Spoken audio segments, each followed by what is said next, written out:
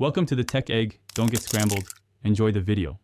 In this video, I will explain how to use a draw needle.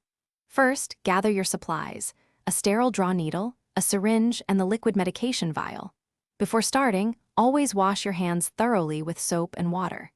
Inspect the vial for any cracks or damage and check the expiration date.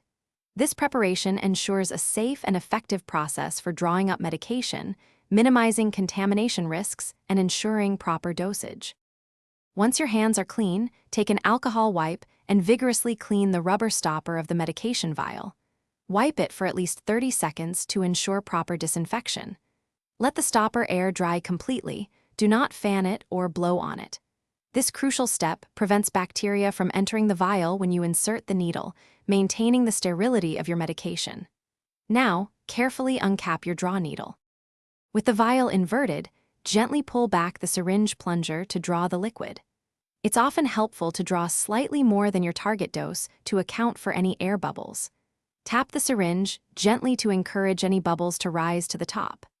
Then, slowly push the plunger to expel the air and excess liquid back into the vial, ensuring you have the precise amount needed for your application. After drawing your medication, carefully remove the draw needle and replace it with the appropriate administration needle. Always dispose of the used draw needle immediately into a designated sharps container to prevent accidental needle sticks. Safety is paramount in this process. Remember to check the description for a link to the Owala water bottle and other great deals.